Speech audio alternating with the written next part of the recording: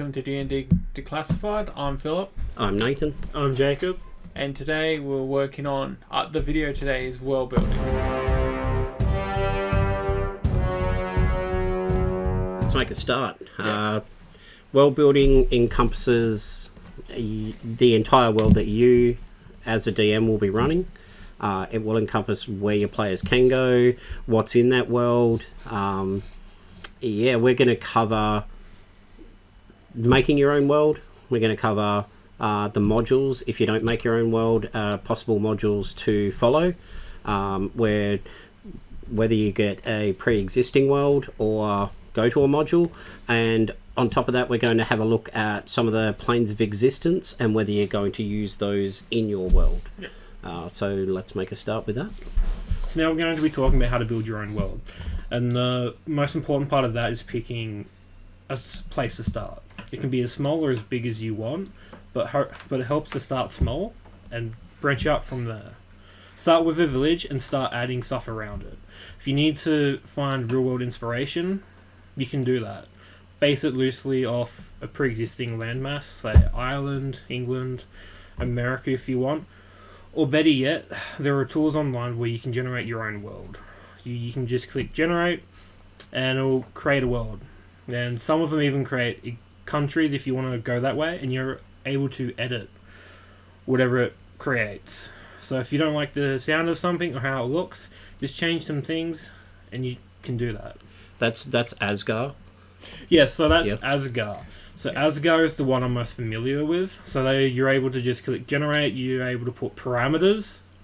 So if you want more landmass, more water, more countries, more different cultures, it all takes that into account. That's where most of my experience with like map generating goes.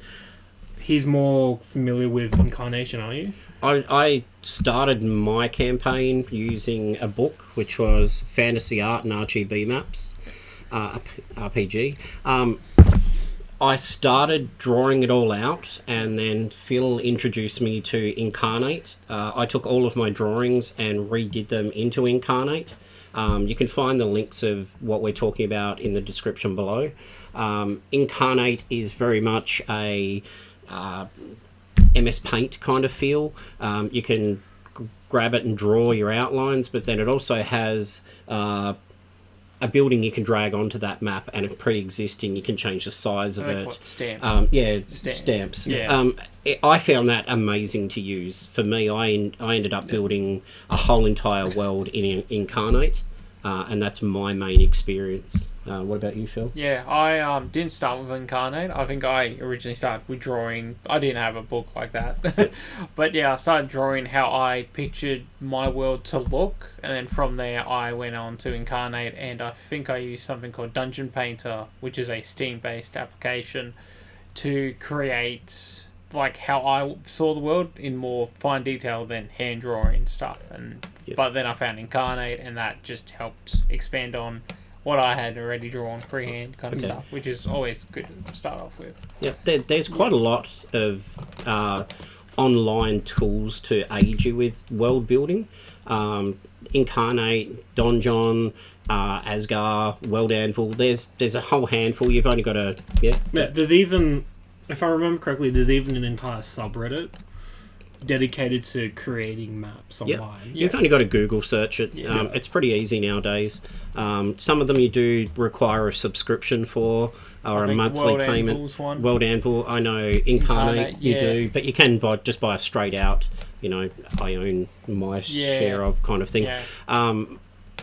We recommend, I personally recommend Inkarnate. It's very easy to use. It doesn't use much file space. That to me was the best tool I could have introduced into my D&D experience. It did enable me to not only create my map, but give major cities to locations. It gave me small ideas. I saw something on Inkarnate, went, oh, that's a really cool what did you call it? Tool? Stamp. Okay, that's a really cool stamp. What can I create around that stamp? So it was giving me ideas for creation as I went, and I found that a really handy tool. Yeah, that's. I mean, your own world is quite your own. Yeah. I mean, I've seen people that drop dice onto paper and draw around those dice, and that is the shape of their world. I found that quite interesting. I've never done it, but I found that quite an Unique, interesting yeah. way. Yeah. Encompassed within your own world, the things you need to think of is, are you going to have gods? Yeah. Who are your gods? Because if you get a cleric, they're going to pray. Or there's going to be someone's going to want to go to a temple to resurrect a party member, yeah, get healing done. Oh. So it helps to think of those kind of things in advance. Yep. Yeah. What kind of climates are you going to have? Another thing. So are you going to base it in a frozen? There's books for that. The main things are what's in this current world. Yeah. I mean, obviously draw from your own experiences. But feel free to have as much fun with it as you can. Throw hell in there, throw heaven in there. It's your world. You've got to have fun with your creation for your players to have fun with your content. If you're creating something that you find bland, chances are your players are going to find that bland. So you've really got to step out and above. Watching a movie, they had floating islands. Holy crap, I'm going to put floating islands into my campaign. There's no limits in D&D. And the best thing about running your own D&D campaign, there's no copyright as long as you don't upload it. Yeah. So you can reference, or if you want to be blunt, still weird kinds of things from popular media. Yeah, and that's Or you for could your do first, something yeah. like Bioshock Infinite, where it is a floating city, for Yeah. example. Something like that, just... That's fully an what old we recommend. civilization, If you play video games, if you read books, whatever you've experienced and you think, holy shit, I loved that, add it. It's your world. Play with it as you will. Another thing, when creating your world, just be aware that modes of transport, that for me is something that I'm currently experiencing with you guys, because my world is massive. It's a matter of how are they going to get from point A to point B. So that's something I would put in for forethought. But gods for me was a big thing. Because of, here's a world, diplomacy as well. Who's at war with who? Do the racial diversity? Do the elves hate the dwarves? Do they work together? Have they been at war in the past? I've got an old soldier in my campaign, and I've had to do a diplomatic map of who's been at war, and given him a background of who he fought for and who he battled with against, so he can have his own prejudices as a character against certain races. That's something that may come up in your campaign. So the worst thing you want to happen is one of your players to unknowingly walk up to, I don't know, an elf, and there'd be some huge diplomatic incident happening. Yep. Or happened in the past, and you're like, oh no, we're supposed to hate each other. So these are good things to think about, because then on your zero session that we speak about later, you can sit down with that dwarf and say, okay, in the past you guys have fought the elves a lot. So any elves you encompass or run into, or towns, you're going to have disdain for it. You're going to have that, I want to spit on the things because I don't feel comfortable here. The elves are going to look at you differently, so the other elf in the party and you may butt heads, and they're kind of things you'd want to put into that zero session. So thinking about those in advance will make your gameplay more interesting and feel a lot more full. Great. Just provides a lot of roleplay opportunities. Yeah, it really does. So they're the two things that I would definitely, your prayers, your temples, that kind of thing, and then your wars and history. Mode of transportation also is a big thing, as you said. But what I've also experienced is you don't want to go too far. You don't want to plan every town, every street, every tree, every rock, because that's so overwhelming.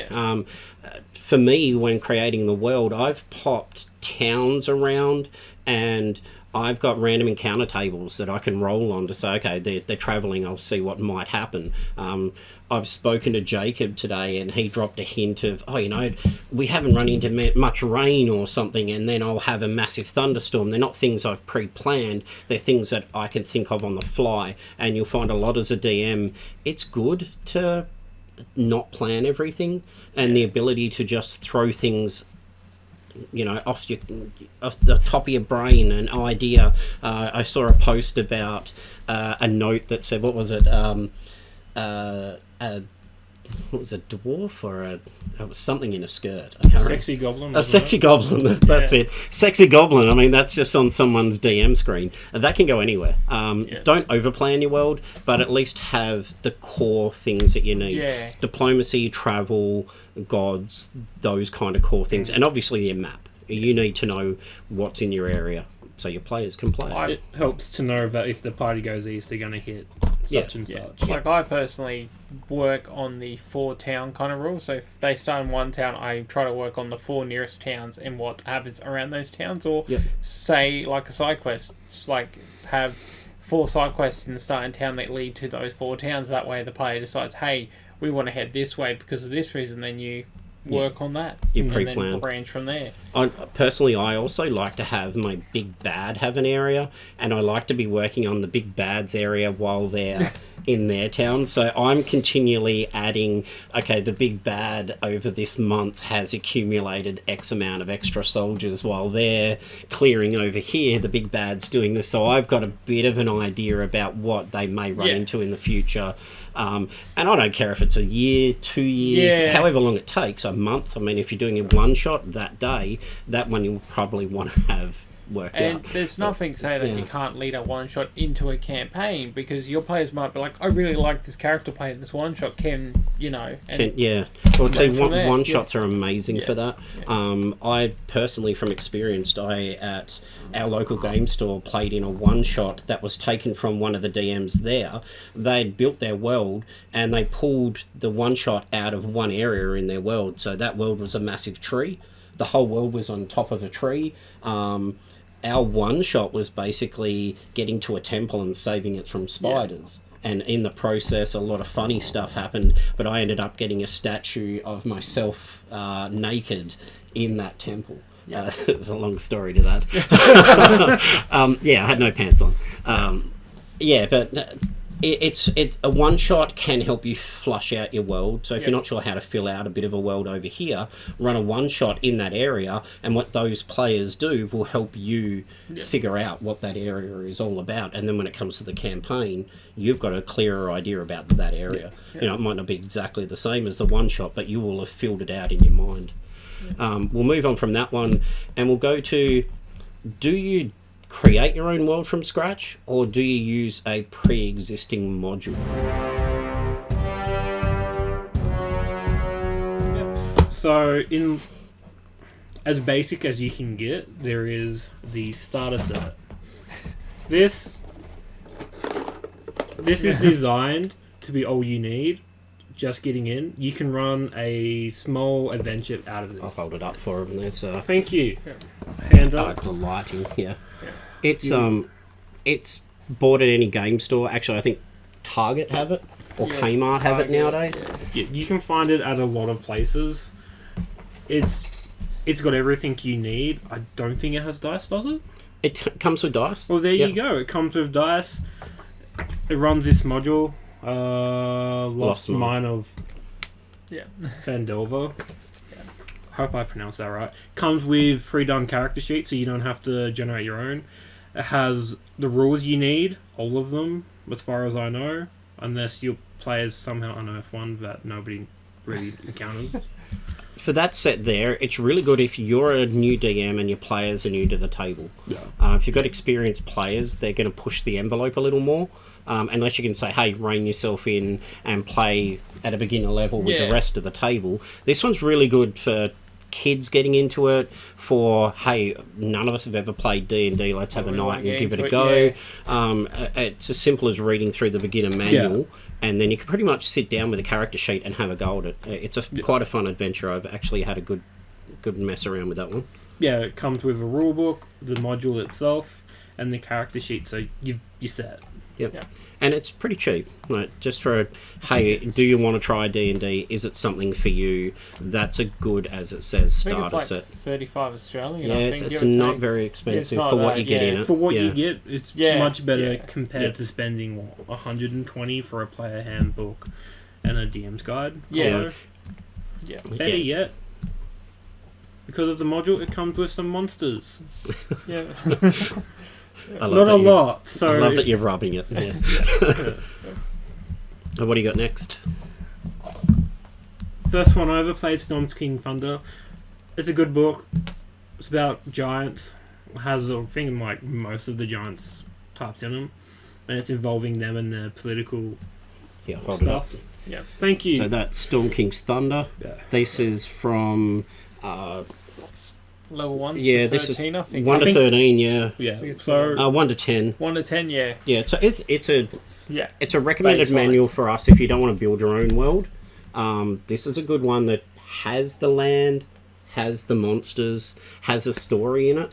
Yeah. So you literally buy that book. The DM has the DM's guide. Players should have a player's handbook. If they don't, I It's- think it's got most of the stuff in there. Yeah, and from that you can play a full campaign, and that one's actually really fun. Yeah. yeah, it is probably one of the better modules to begin with. It has Yep. everything you need apart from the core essentials, like he said, DM's guide, player's handbook. And some Has, dice. has all the notable NPCs, the plot hooks, the Magical quest items. lines, magical items. Yeah, Yep. some of these modules will actually come with their own unique magical items, Yeah. centered for catered for the campaign. So there'll be extra stuff like that in it.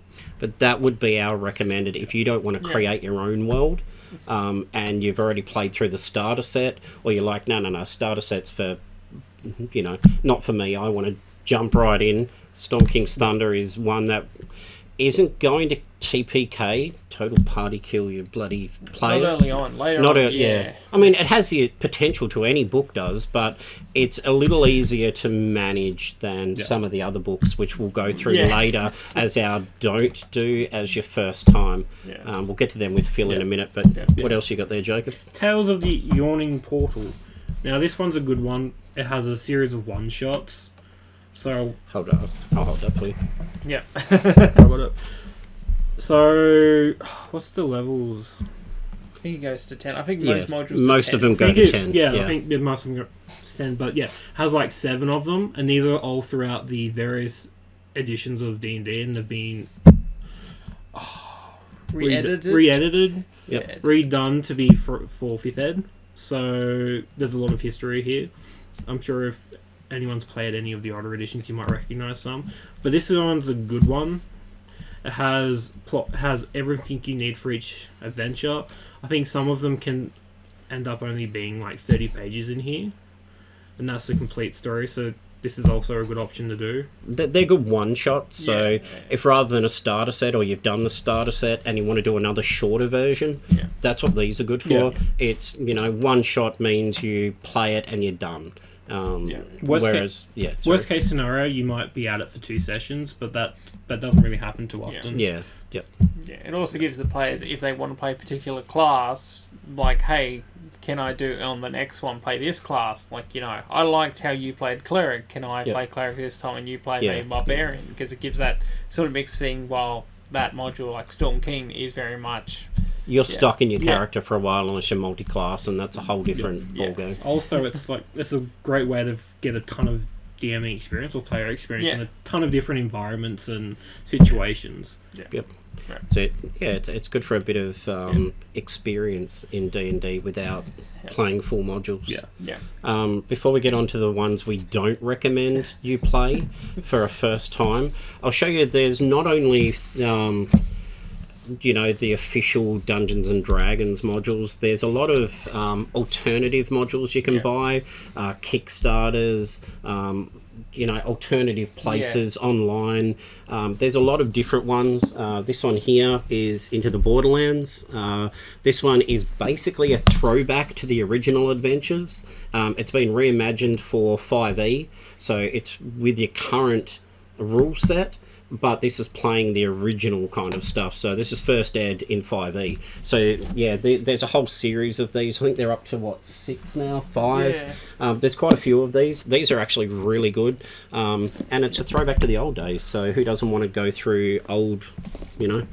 I was there back in the day kind of feel. Alternative to that kind of feel, you can do completely different. This is Odyssey of the Dragon Lords. This one's basically like a Roman kind of feel. It's in 5e. It's a completely different company. I bought this one online from actually I got this one in a Kickstarter. Yeah, Kickstarter. It came with a DM screen, it came with its own dice. I bought the whole kit and caboodle with it, and it is its own campaign. All in one. But yeah, like I said, there's a plenty of books out there that don't have to be the original Dungeons and Dragons logo. If you have a look online, you will find a lot of campaigns. I haven't run this one yet. I've had a read through it, but I don't know how it'll play and whether it'll be harder on the new player versus the veteran. Yeah. But yeah, don't be scared to have a look around at what's available to you, because it's meant to be fun.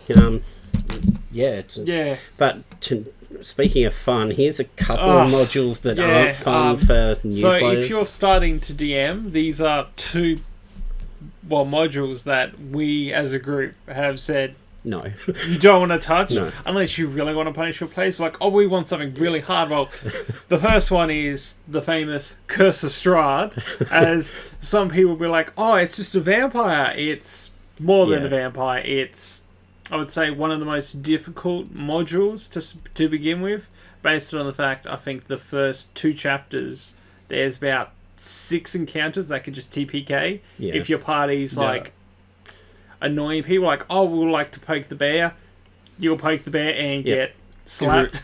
It's one of the modules that requires a DM that kind of knows what they're doing and a party of players that aren't stupid or murder hobo-y or just rushing everything. It requires some your party has to want to play the manual. Like, they have to want to play through the book. They don't want to, if you create your own world, they're playing however they want. In this, they've really got to stick to the structure of D&D and tiptoe. Not good for new players, because new players don't know how to tiptoe, and I wanted to poke the bear. I poked the bear. And that's the whole fun of the smaller modules, is being able to poke the bear and having no repercussions for it. This one, you poke anything you shouldn't, you're going to die. So this is why this is number 1 on our please don't try it if you haven't played D&D or you're new to it. Number 2 would Number 2 is Tomb of Annihilation. I personally ran this as my first module and campaign, and I'm going to say, I'm like, it was the newest book that came out, I think, when I was doing, and I'm like, it's a great one. No, because death saves normally is 10 DC. This makes it 15 for death saves, and if you die, you can't be revived. For new people, death is going to happen, and it's very much based on a lich, and liches are hard, just as vampires. They are. And if you were to ignore that stuff, it could be an enjoyable module, but if you are starting out, you're probably going to stick to what the book has. It is an interesting campaign. It's on a remote island, so you don't have to worry about too much outside information. It's more, it has its own gods in it, like we said in the own world stuff, so it has all their custom stuff and tells you most of the stuff, but it's mainly based on zombies, which that's why we recommend those two to not be your first. 1 to 11. This one is. I will say, if you are creating your own world, it's a fantastic idea to grab these kind of modules and get ideas out of them. You don't have to play them, but you might find a plant zombie to throw into a swamp that you might not have thought of, but reading through that manual, you've gone, oh shit, that's really cool. They're great books to have around. I mean, I'm not saying they're not good to play, I just wouldn't play them the first time around. Have some experience under your belt. So going on from what not to play, we're going to move on to pre-existing worlds. Now by that we mean you can log on online and you can grab a pre-generated world. Yeah. So You can do that. D&D 5th Ed is mostly run using Faerun, I think. Yeah. Yeah, So that's Forgotten the- Realms, yeah, that kind of stuff. Yeah, Forgotten Realms. So that's the current map that has Baldur's Gate, Neverwinter, Waterdeep. Waterdeep. So if Yeah. you play some of the old Neverwinter games, same world. I think it's been the same world for a couple of editions. Yep. So it should be really familiar, and there's a lot of information on it. If you want to go older, there is Greyhawk, which is old. Yep. Yeah. That was the world I think they used before Faerun, so you can use worlds like them or... like I was saying, you can always go online and find pre-existing worlds, whether it be from, major companies or one-shots or a campaign that someone's taken the time and excruciating effort that it would take to map out a campaign for you. It's not a bad idea to grab a pre-existing world, but I find personally when I do that, there's a lot more reading involved and a lot more the players need to go path A or path B to get to path C, whereas when you create your own and you're doing your world, you get to create the pathways. And that's what I find about modules are okay because they lead you. Here's where they start. If they go through this door, they're at. Whereas a pre-existing world, you really need to read the entirety of it and understand what you're stepping into, rather than, creating your own. Anything else to add to the pre-existing worlds, gentlemen? Nothing really, but with pre-existing world, as we said, a lot of information. It's kind of like an info. It's an info dump. Yeah, it's an info It dump. really is. Yeah. So One thing I've noticed is it's okay to... Well, one thing you can do is it's okay to take a module and do what you want with it. Change it how you want. Yeah. You might not like something, or you might want to add a completely new quest line. Add a slight detour so they end up going left instead of right, and it still leads them back into the same path, but you've added your own flavor. Yeah. But so the whole thing with D&D is to step into it thinking, I'm playing Dungeons and Dragons module whatever, but it's your world. You're in charge. You're the DM, and that's what I love about D&D is whatever I can imagine. As long as I'm not offending my players. I've stepped on that border a couple of times and had chats with them to see where that line is. But that's another good thing to I guess, pre-chat with your players. But you can push right to those limits and, create your own content that you get to see what their reactions are like, what's happening with that drowning animal. Are they, do they care about an animal? Do they not care about? You learn a lot about people, their characters during the creation of it. So it's always fun to throw in little snippets, like Jacob said, into a pre-existing module if you want to test those waters. One more topic we want to touch on is... And with your world building, not only are you going to be thinking about the continents, the the weathers, that kind of feel, the gods and whatever, there's also other planes of existence. Now, if you're creating your own module, it's always handy to have pre-thought about what you want to do with them, whether your players are going to go to them. Do a little bit of research on them, because there's a world full of water where you teleport in there and you're drowning. There's an infinite number of worlds out there that you can, planes of existence. Do a little bit of Google research on that. I would say that's definitely something to add flair to your campaign. But there's nothing stopping you as a new DM to start your campaign in one of those planes. Yeah, we've done one in we've played a version in Hell. There's nothing stopping you as a DM going, hey, I really like the idea of that water world or Hell. Let's start there and work our way out. There's a million different ideas that you can pull from just the planes of existence. The Feywild. There's Feywild.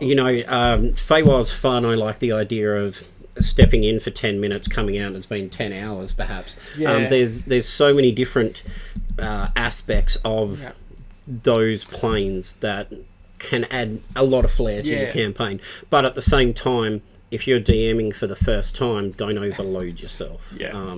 Keep it simple, stupid. The KISS method is something I like to always refer back to, because you're going to have to run it. You know, if your players are running rampant and, you know, you're not sure how to control them, adding that kind of flair may just, lose them. The best thing about it is your world's constantly evolving, so if you're happy, like, I don't know, 3 months down the track, you can just always add it in. Yeah, and that's whenever you want. Yeah, and it doesn't matter whether it's a manual, whether it's, you know, your own generated world or pre-existing. D&D is your own imagination and what you want to throw at your players. And since most of the modules enter 10, you could always start up your own campaign after 10. You know, portals exist, you know, hey, you got thrown into this new world, you don't know what it is, but, you know. Yeah, you've gone from Tomb of Annihilation into Odyssey. It doesn't matter. You know, you're in charge. You're That's free. The main thing. You are the creator, you are the pilot. Okay, well, that just about covers world building for us. If you had any other comments or parts you think we didn't cover, by all means, leave them in the comments and we'll try to cover them. We'll add another video if need be, just to go, hey, we forgot to add this. We're always open to comments and, you know, Anyway, thanks for your time.